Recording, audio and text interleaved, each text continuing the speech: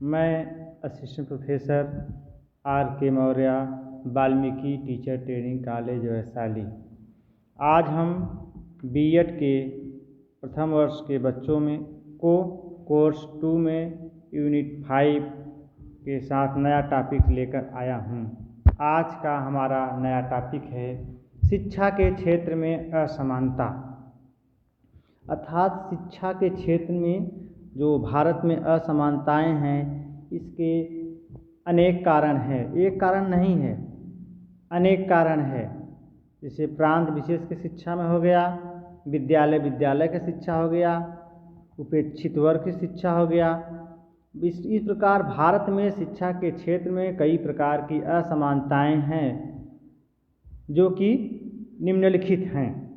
Number 1, प्रांत विशेष की शिक्षा में असमानता। हमारा देश भारत में प्रांत के भिन्न भिन्न क्षेत्रों की शिक्षा में भी विशेष प्रकार का अंतर है। ग्रामीण क्षेत्रों में प्राय प्राथमिक विद्यालय और उच्च प्राथमिक स्तर ही शिक्षा उपलब्ध है। अर्थात कहने का तात्पर्य है, शहर में तो शिक्षा उपलब्ध हो जाता है, लेकिन हमारे ग्रामीण क्षेत्र में बहुत ऐसे राज्य के अंतर्गत जिला आते हैं जहां उन बच्चों को मात्र प्राथमिक विद्यालय और उच्च प्राथमिक स्तर तक शिक्षा उपलब्ध हो पाता है। इस प्रकार ग्रामीण क्षेत्र के बच्चों को अच्छी शिक्षा उपलब्ध नहीं हो पाती है और ग्रामीण क्षेत्रों में लड़कों को अधिक महत्व शिक्षा के क्षेत्र में दिया जा रहा है। वहीं लड़कियों को शिक्षा से वंचित किया जा रहा है। इस प्रकार बड़े बड़े नगरों में शिक्षा के क्षेत्र में लड़के एवं लड़कियों की समान रूप से शिक्षा दिया जा रहा है। इस प्रकार शिक्षा के क्षेत्र में असमानता है। हमारा दूसरा टॉपिक है विद्यालय की शिक्षा में असमानता। कहने का तात्पर्य है कि स्थान विशेष पर भी जो शिक्षण संस्थाएं हैं, उनके भवन, फर्नीचर, पुस्तकालय, प्रयोगशाला, शिक्षण सामग्री एवं शिक्षकों में बड़ी अंतर है। जैसे सरकारी विद्यालय में इन चीज़ों का कुछ अभाव रहता है, वहीं प्राइवेट स्कूल, सरकारी स्कूल और पब्लिक स्कूल में तो बहुत ही अंतर है। पब्लिक स्कूल का तो आकर्षण है, पर इनमें से केवल कुछ वर्ग के बच्चे ही प्रवेश ले पाते हैं। कहने का तात्पर्य जो आर्थिक रूप से संपन्न होते हैं वही पब्लिक स्कूल या प्राइवेट स्कूल में जाते हैं और उस शिक्षा को अच्छे ढंग से प्राप्त कर लेते हैं। वहीं पर प्राथमिक विद्यालय में देखा जाता है कि इन सब सामग्री का अभाव रहता है।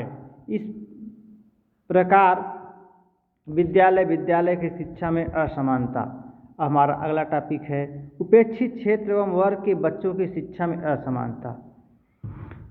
हम कह सकते हैं कि जो उपेक्षित वर्ग के बच्चे हैं और मध्यम वर्ग के बच्चे हैं, उच्च वर्ग के बच्चे हैं, उन लोगों को शिक्षा में असमानता हमें देखने को मिल सकता है या मिल रहा है। यूँ हमारे देश में दूर दराज से आने वाले और पिछड़े अनुसूचित जाति, अनुसूचित जनजातियों के बच्चों की शिक्षा की व्यवस्था का वादा तो किया जाता है, परंतु उनकी शिक्षा की उचित व्यवस्था अभी तक नहीं की जा सकी है। निम्न वर्ग की बच्चों के लिए तो निम्न वर्ग के शिक्षा सुलभ हैं। उपेक्षित वर्ग के मेधावी छात्रों के लिए जो नवोदय विद्यालय खोले गए हैं, उनमें भी उच्च वर्ग के बच्चे ही पहुंच पा रहे हैं। इसका कारण है कि निम्न वर्ग के बच्चों को सही रूप से शिक्षा नहीं दिया जा रहा है या उनके अभिभावक का कुछ अज्ञानता है, कुछ सरकारी टीचर का भी इसमें कमी है। इसलिए इस प्रकार उपेक्षित क्षेत्र वर्ग के बच्चों की शिक्षा में असमानता है। हमारा अगला टॉपिक है प्रांत की शिक्षा में असमानता। कहने का तात्पर्य है हर राज्य की शिक्षा की व्यवस्था अलग अलग है। अगर केंद्र सरकार है तो एक ही केंद्र सरकार द्वारा पूरा संचालन किया जाता है। अगर अब राज्य सरकार की हम बात करते हैं, हर राज्य की आर्थिक स्थिति के अनुसार वहाँ के सरकार शिक्षा की व्यवस्था करती रहती है। भारत विभिन्न राज्यों में बटा हुआ है और अपने अपने क्षेत्रों में शिक्षा की व्यवस्था करना प्रांतों का अपना उत्तरदायित्व होता है। यूँ हम कह सकते हैं कि पूरे देश में राष्ट्रीय शिक्षा नीति 1986 के अनुसार 10+2+3 शिक्षा संरचना लागू कर दी गई, परंतु वास्तविकता यह है कि प्रथम 10 वर्षीय आधारभूत पाठचर्या का करिकुलम का ईमानदारी से पालन नहीं किया गया है। इस पाठचर्या के मूल तत्व त्रिभाषा सूत्र हैं अथवा समाज उपयोगी उत्पादक कार्य अथवा कार्य शिक्षा है। प्रांतीय सरकारों ने तो इन्हें अपने अपने रूप में लिया है। कुछ प्रांतों में तो अंग्रेजी को अनिवार्य कर दिया गया है। +2 पर भी भिन्न भिन्न प्रांतों में भिन्न भिन्न व्यवस्थाएं हैं। 1+3 पर तो विश्वविद्यालय के अनुसार ही इतना ही नहीं अपितु किसी भी प्रांत में शिक्षा स्तर की शिक्षा निःशुल्क है। कहने का तात्पर्य है विश्वविद्यालय में भी अच्छी शिक्षा अलग अलग राज्यों में दिया जा रहा है। जो पढ़ने योग्य बच्चे हैं ले रहे हैं। कुछ राज्य ऐसे हैं जो यहाँ विश्वविद्यालय का अभाव है, और जैसे कश्मीर और अन्य राज्यों में प्राथमिक शिक्षा ही निःशुल्क है। इस प्रकार प्रांत प्रांत की शिक्षा में असमानता है। अब हमारा अगला टॉपिक है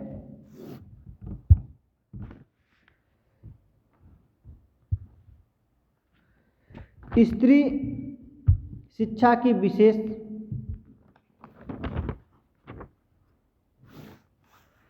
अब हमारा अगला टॉपिक बच्चों के शैक्षिक पर्यावरण में असमानता।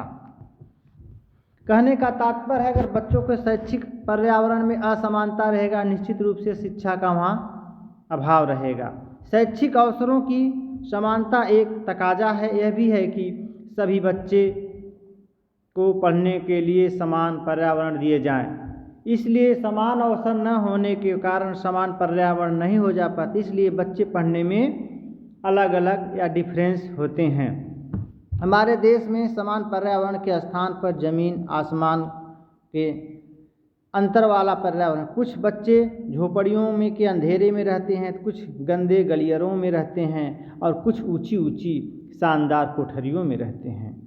साफ जाहिर है कि निम्न वर्ग के बच्चों को पढ़ने के लिए न स्थान है न सुविधा है, और वहीं उच्च वर्ग के बच्चों के लिए सब कुछ सुलभ है। अब हमारा अगला टॉपिक है जनसंख्या के कारण। इसका कारण ऐसी अवधारणा से है कि जब किसी भी देश की अथवा समाज की जनसंख्या अगर अधिक रहेगी तो निश्चित रूप से वहाँ का आर्थिक दर ज़्यादा रहेगा। कहने का तो खर्च का दर ज़्यादा, आय जब कम हो जाएगा तो हम बच्चों को अच्छे ढंग से नहीं पढ़ा पाएंगे और उस पर अत्यधिक भार पड़ेगा। इसके भरण पोषण के लिए खाद्य सामग्री का अभाव, तो वहाँ पर भूखमरी की स्थिति हो जाती है। स्वास्थ्य का स्तर भी गिर जाता है। इसका प्रभाव भी शैक्षिक प्रभाव पर पड़ता है। इसलिए जनसंख्या के कारण भी शैक्षिक प्रभाव पड़ता है। आज का हमारा टॉपिक यहीं पर समाप्त हुआ। बीएड फर्स्ट ईयर कोर्स 2 में यूनिट 5 में सभी मेरा टॉपिक समाप्त हुआ। आज के लिए यहीं धन्यवाद।